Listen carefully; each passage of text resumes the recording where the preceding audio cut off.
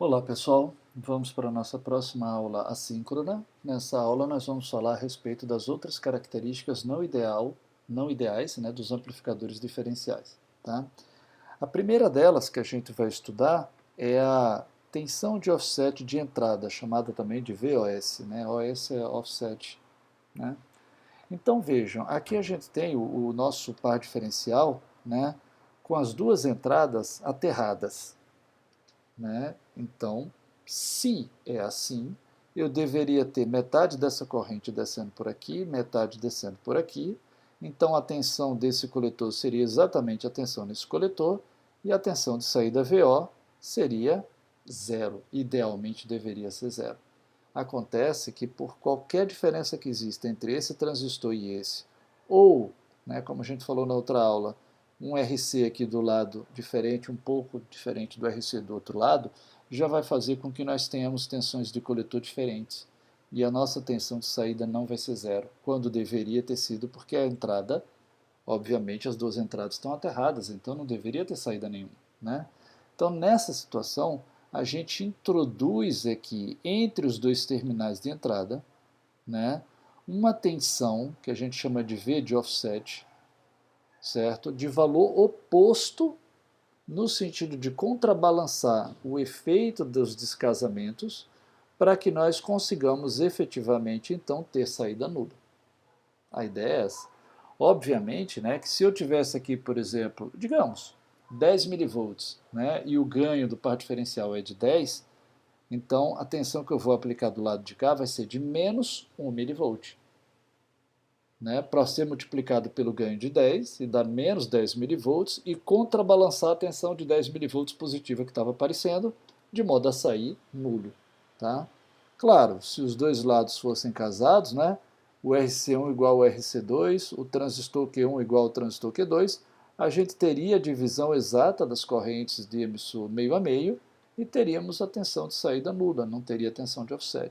Mas, como a gente já falou, na prática, isso pode ter um resultado diferente. E isso acontece sempre quase. Né? Tá? Então, o que a gente chama de tensão de offset, VOS, vai ser normalmente igual à tensão de saída que aparece, né, devido às imperfeições, devido pelo ganho diferencial. Né? Lembrando que a gente quer sempre contrabalançar isso. Então, como a gente aplica na entrada o sinal que contrabalança o fato da saída estar dando diferente de zero quando deveria dar zero, a gente precisa dividir pelo ganho. Tá? Então, né, aplicando uma tensão menos VOS, né, na entrada,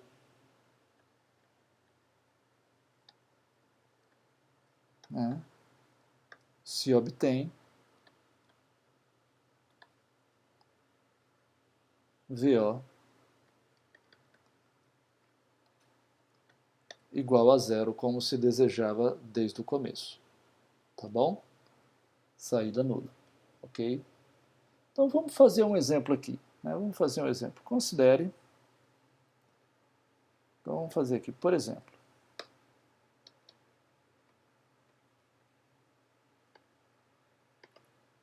Tá? Nem precisa dos dois pontos. Considere somente, então é uma idealização, porque a gente não consegue garantir isso, né? O descasamento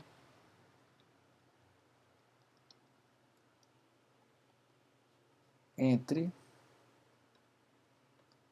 RC1 e RC2. Tá? De modo que a gente tem RC1 igual a RC mais delta RC, deixa eu fazer esse delta mais bonitinho que ficou horrível, sobre 2, tá? E RC2 igual a RC menos delta RC sobre 2, ok? Então vem aqui, ó, sendo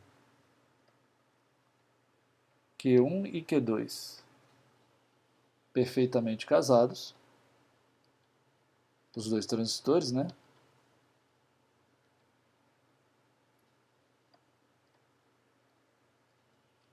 Tá? Eu vou ter que IC1 vai ser igual a IC2, as correntes de polarização, e vai ser igual a αI sobre 2. Tá? Logo, eu posso escrever que VC1 vai ser igual a VCC menos αI sobre 2, que multiplica RC mais delta RC sobre 2, e VC2 igual a VCC, né? Aqui é um menos, fica mais claro aqui, ó. Menos αI sobre 2, RC menos delta RC sobre 2. Certo? Assim,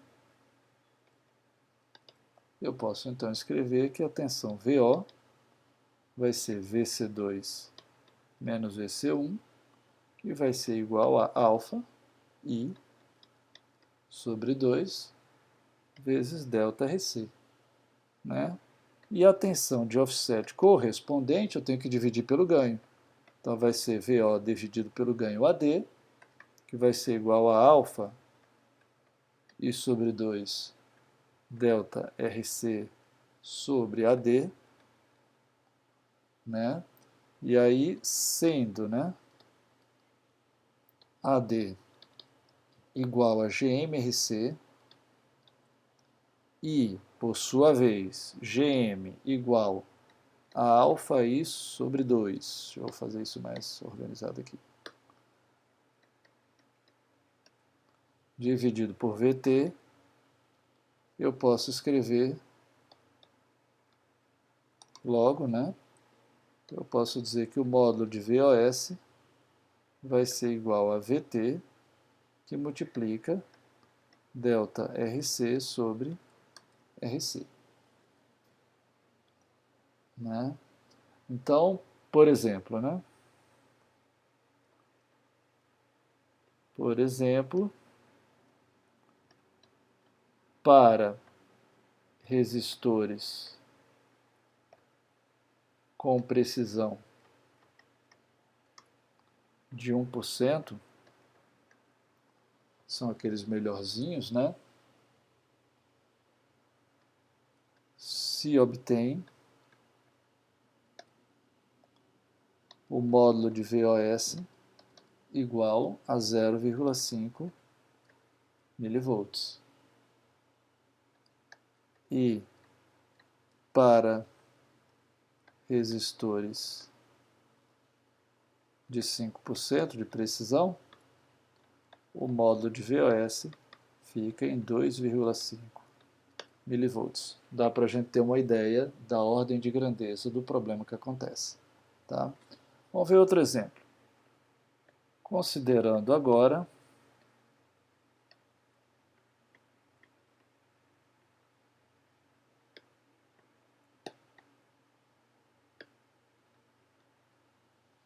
somente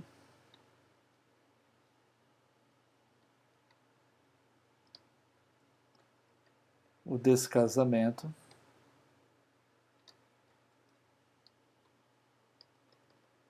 devido a Q1 e Q2. Em particular, nas áreas da junção emissor-base.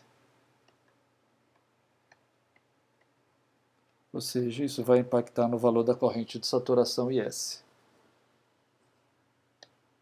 Assim, a gente vai ter que IS1 vai ser igual a IS mais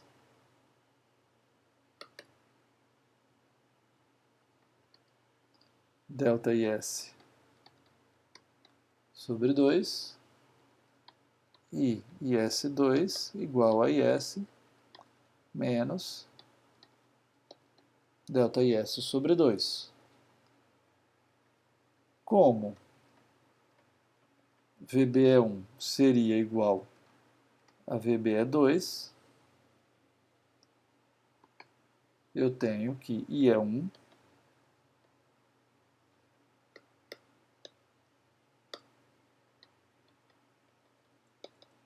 vai ser dado por I sobre 2, 1 mais ΔIS sobre 2IS,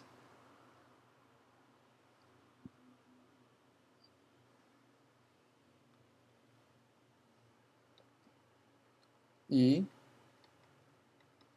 I é 2 vai ser igual a I sobre 2, 1 menos ΔIS sobre 2IS. Logo, VO vai ser igual a alfa I sobre 2, que multiplica delta IS sobre S vezes RC. E logo, né, e VOS, que é a tensão de offset, vai ser igual a VO sobre o ganho diferencial, e vai ser igual então a VT delta IS sobre S. Então, na verdade, o que ele está fazendo é uma organização dos valores para tentar dar isso aqui em função de um percentual do parâmetro descasado, delta IS sobre S. Aqui já foi delta RC sobre RC. E vejam que sempre aparece em função de VT, da tensão térmica. Isso é bom porque quando a gente repetir essa análise com transistores de efeito de campo, isso vai permitir a gente fazer uma análise comparativa de qual dos dois tipos de tecnologia sofre mais dessas imperfeições. Tá? Bom, então como esses dois fenômenos estudados são independentes, né? Então, como os dois fenômenos estudados, devido ao RC e devido ao tamanho da junção base-emissor, né? Como os dois fenômenos estudados são independentes,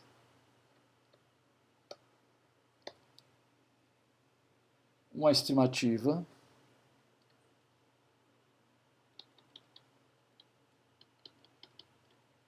de VOS pode ser obtida por, então a gente vai ter aqui, ó, VOS aproximadamente igual a VT delta RC sobre RC ao quadrado mais VT delta IS sobre S ao quadrado, tirar a raiz quadrada disso, ou seja, VT, botando VT para fora, né? Deixa eu puxar essa expressão toda aqui um pouco para cá, porque senão não vai caber. E aqui a gente pode escrever o resto.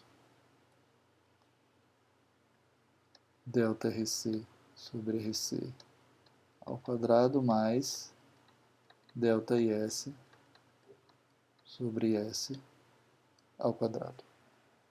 Certo? Então isso pode dar uma estimativa para a gente. Tá? Por último, né, uma observação.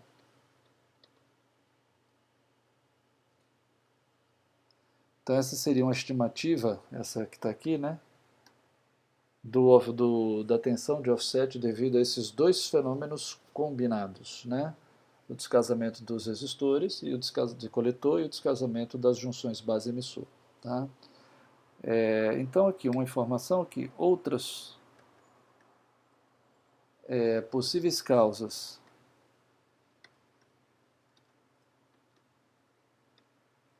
de descasamento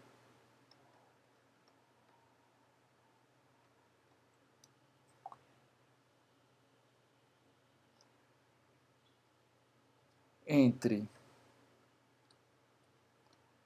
Q1 e Q2 são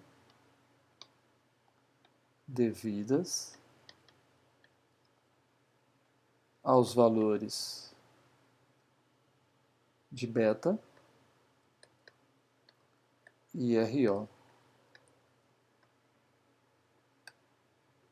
por exemplo, tá?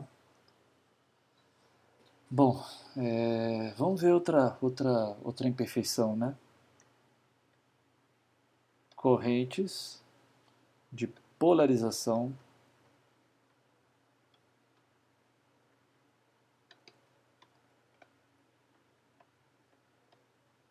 e offset, tá? Então vejam, né? Em um par diferencial,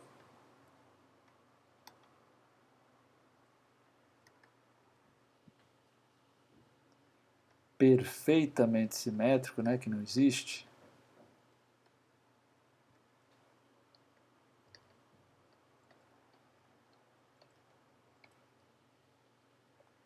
a gente pode dizer o seguinte: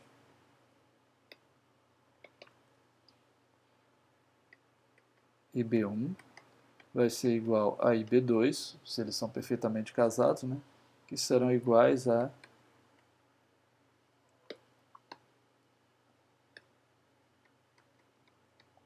I sobre 2 dividido por beta mais 1, tá? I sobre 2 é a corrente de emissor, tá?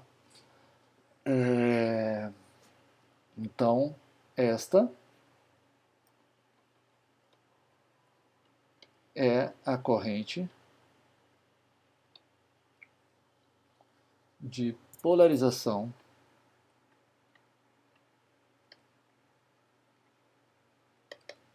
de entrada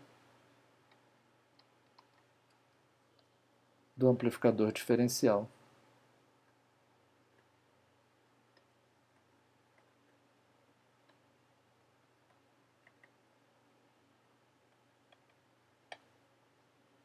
Certo?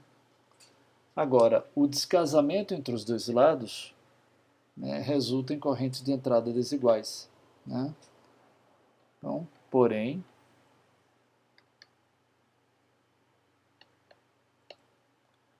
o descasamento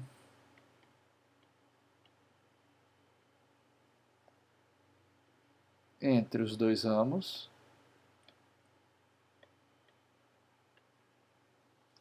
resulta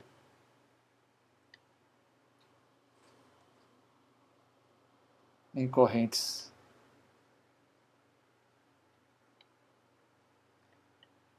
CC de entrada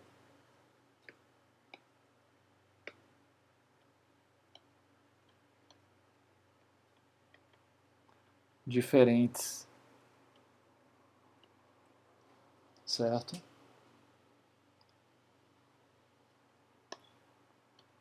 A diferença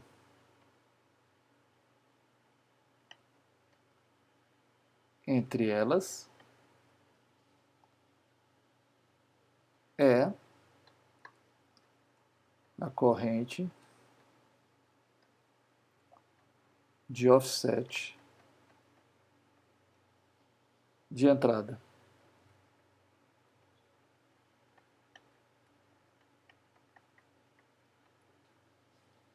Então a gente vai dizer que IOS vai ser igual ao módulo de IB1 menos IB2, certo? Bom, então vamos pegar algum exemplo, né? Por exemplo,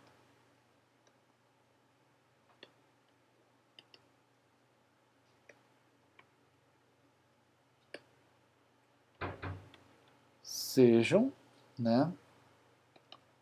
Vamos botar aqui beta 1 igual a beta mais delta beta sobre 2, e beta 2 igual a beta menos delta beta sobre 2, certo? Então, eu posso dizer que IB1 vai ser igual a I sobre 2, que multiplica 1 sobre beta mais 1, mais delta beta sobre 2, que vai dar aproximadamente igual a I sobre 2, vezes 1 sobre beta mais 1, que multiplica 1 menos delta beta sobre 2 beta, né? E IB2 vai ser igual a I sobre 2, 1 sobre beta mais 1 menos delta beta sobre 2, né? Que por sua vez vai ser aproximadamente igual a I sobre 2, 1 sobre beta mais 1, que multiplica 1 menos, perdão, mais delta beta sobre 2 beta. Fazendo agora IB1 menos IB2, que é a corrente de offset, a gente vai obter I sobre 2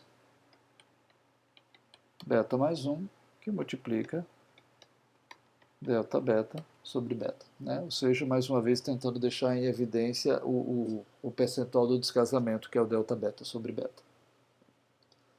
Certo? Nesse caso, né, a corrente de polarização de entrada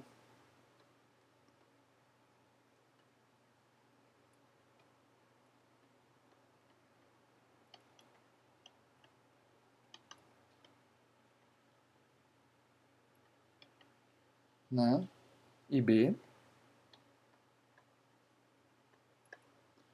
é dada por IB vai ser igual a IB1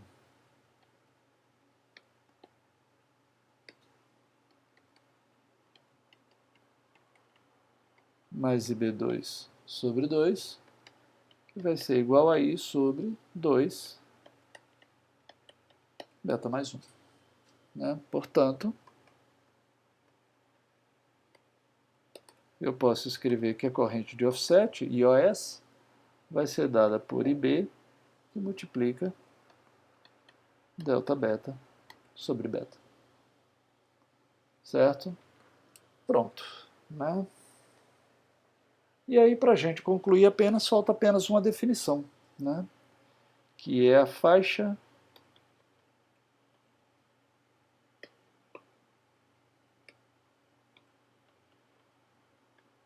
de entrada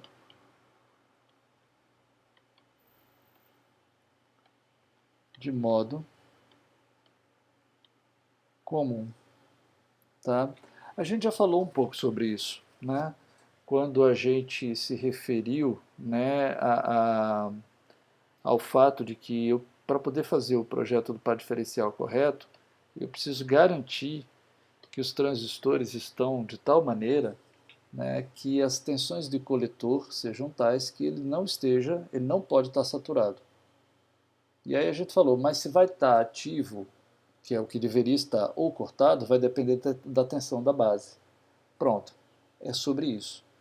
Qual é a faixa de tensões que eu posso ter nas duas bases, qual o limite mínimo e máximo, para os quais os transistores estão na região ativa e, portanto, o par diferencial está funcionando. Tá? Então, a definição disso é o seguinte, né? É a faixa de entrada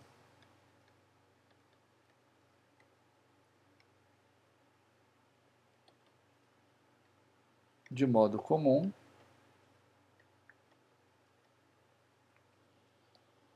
de um amplificador diferencial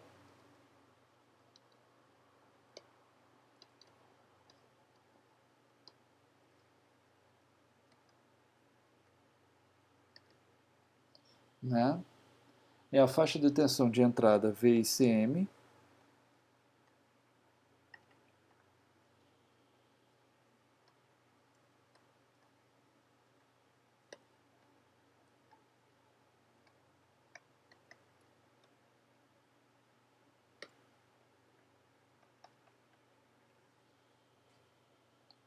para a qual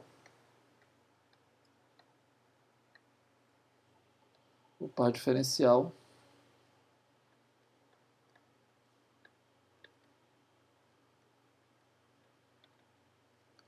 se comporta como um amplificador linear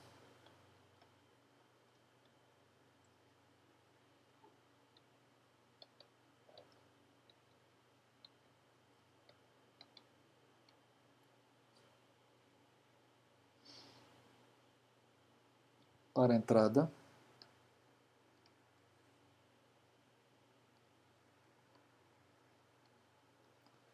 para uma entrada de sinal diferencial para um sinal diferencial de entrada.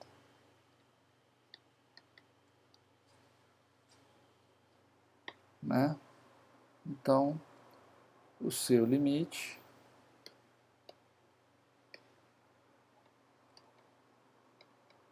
ou melhor, o limite, né, da faixa de entrada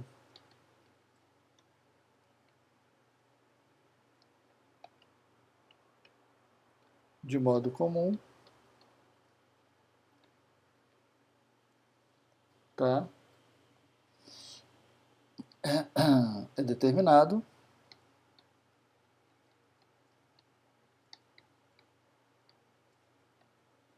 pela saturação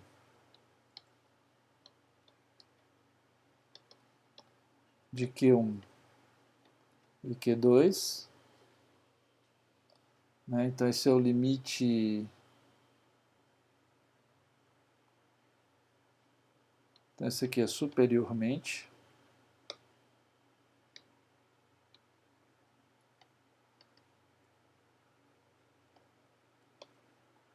e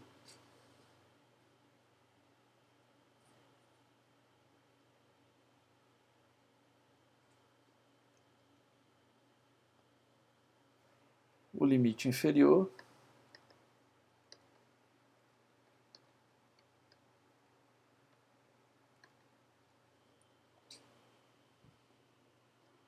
depende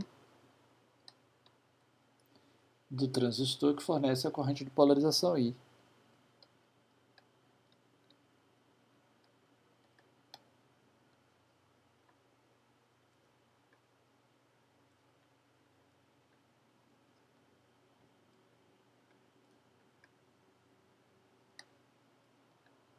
Da fonte de corrente, né?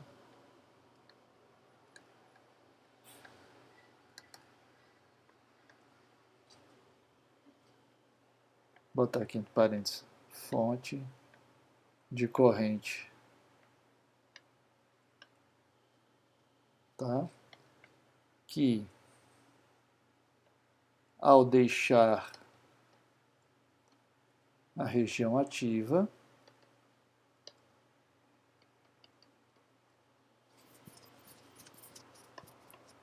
deixa de funcionar como fonte de corrente. Bom, pessoal, mais detalhes sobre isso a gente vai ver em alguns exercícios, tá? Que serão vistos nas próximas aulas, certo? Por último, eu queria apenas fazer um comentário com vocês, né, que é o seguinte: observem que as características não ideais do par diferencial ou do amplificador diferencial têm total coincidência com as características não ideais do amplificador operacional, né? Que é tensão de offset, corrente de polarização, corrente de offset, igual a gente viu quando estudou isso em eletrônica 1. Tá? E por quê?